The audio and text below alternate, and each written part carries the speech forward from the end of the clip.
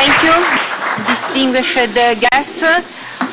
Although the subject of today's conference is Camp Liberty, I would like to start my speech, first of all, welcoming the French decision, but also talking about the death penalty in Iran, as I believe what is going on in Camp Liberty is the continuation of what is happening inside Iran. According to Hands of Cain, the international campaign for a global moratorium on executions, Iran is the second country after China for executions in 2013, but is the first country in the world in relation to population. For those who believed that Rouhani is a moderate and things will change after his presidency, I would like to ask why then has executions under Rouhani risen up to around 1,000 people during the past year alone?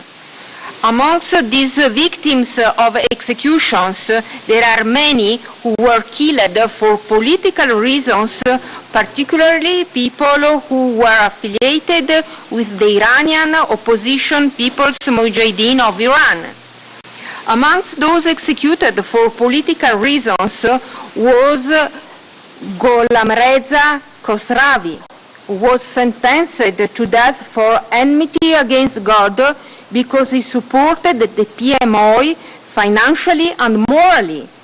Khosravi stated that he would remain as a PMO supporter no matter what, and for that he was executed on June 1st, 2014. He left behind a son. Another tragic example is the young blogger Sattar Beheshti, who was brutally killed in 2012 only for criticizing the Iranian regime. I mean, the same trend and even a worse trend exists with regards to the members of the PMO who were in Camp Ashraf and now in Camp Liberty. On September 1st, 2013, they sent their terrorist forces to brutally slaughter 52 people in Camp Ashraf because they were members of the main Iranian opposition group. Today, we know that Camp Liberty is still under a cruel siege. At 1:20 this morning, PMO member Taji Abazian, a Camp Liberty resident who was suffering from heart ailment and another dangerous disease, lost his life at the camp's Iraqi clinic as a result of the anti-human medical siege on the camp and the lack of access to medical care. And I would like to end my speech by what we need to do to ensure the safety and security of Camp Liberty residents. We must push the United Nations, the US government, of course the European Union countries and our own governments to ensure and end the suppression of the residents in Camp Liberty. This camp should be recognized as a refugee camp under the auspice of the UNHCR.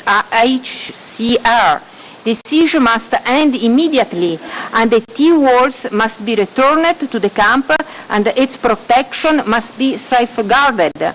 And of course, justice is the most important of all.